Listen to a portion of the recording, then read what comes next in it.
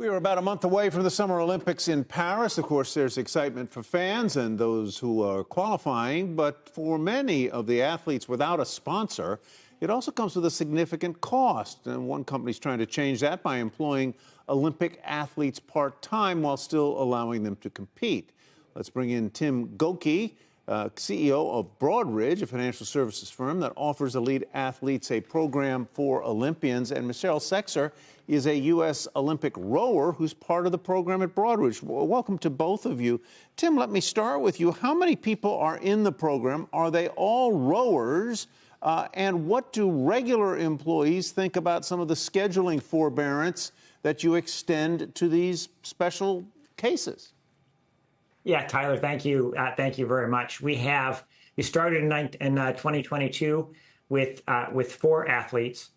Today we have 10, and it's really expanded because of the very positive word of mouth, both amongst the athletes and amongst leaders at Broadridge who see what great associates these are. So it is really, I think, with the advent of remote work, it is much, much easier to incorporate elite athletes into the workplace than it has been in the past.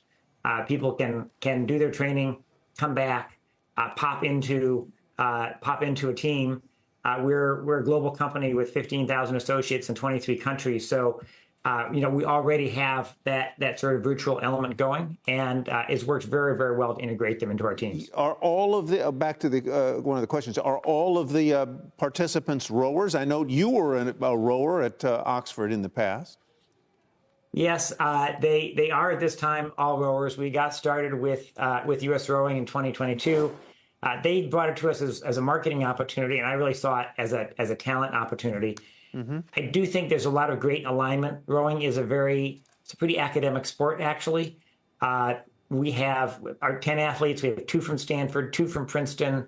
We have Dartmouth, Columbia, Penn, many other great universities, and these women perform really well there. And it's a sport that really, it requires intense teamwork. You're only as strong as your weakest link in the boat. You have to put the boat first. Grit and resilience, hard work are all real elements of rowing, and that's a great fit with the business world. Michelle, thanks for joining us today, and congrats on all of your success. So did you have a financial background before Broadridge? And it's interesting to hear the work description. Basically 20 hours of work a week, 9 months of the year. The other 3 months you're traveling and competing. And so in a typical week, you have to do all of your workouts and all of your work. Yes, I did. So prior to Broadridge, I did receive my MBA at the University of Tulsa before beginning my Olympic pursuit of a gold medal. And I was in the nonprofit sector before starting at Broadridge, but Broadridge is so different. There are so many opportunities for upward mobility, for rotations through different business units. And I'm so grateful that now, something like having that MBA can really be put to use while I'm also chasing this Olympic dream. So as you mentioned, it is a lot to manage both pieces of my life. For the Olympic preparations, we're doing about 18 practices a week. It's somewhere between 25 and 30 hours of practice.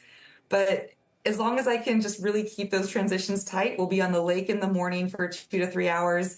I'll do a quick transition, sometimes feeling like Clark Kent, moving into my Broadridge work for about 4 to 5 hours a day before we go back out for a second row. And in the evening, some weights or yoga or PT sessions. But while the training environments, the working environments for both jobs are very different, being on the lake versus being in my Broadridge office, the work itself is so similar. It's an unrelenting pursuit of excellence. It's wanting to do a great job for my team, whether that's in the boat or on the client success team at Broadridge every day. Sure. And being fiercely focused in both areas it's really enjoyable. Tim, is there some kind of tit for tat here, like the Army, where if people, that you get years of service for what you've offered in terms of the near-term flexibility or anything like that?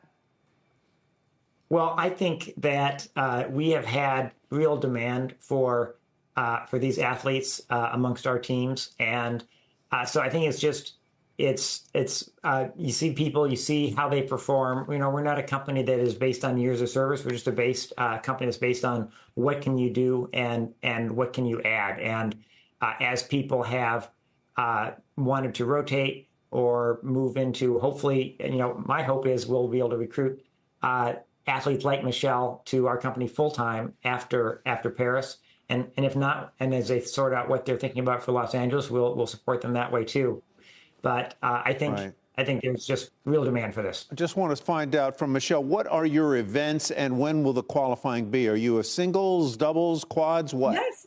So I compete in what is called the lightweight women's double sculls. It's a two-person boat where we each hold 2 oars.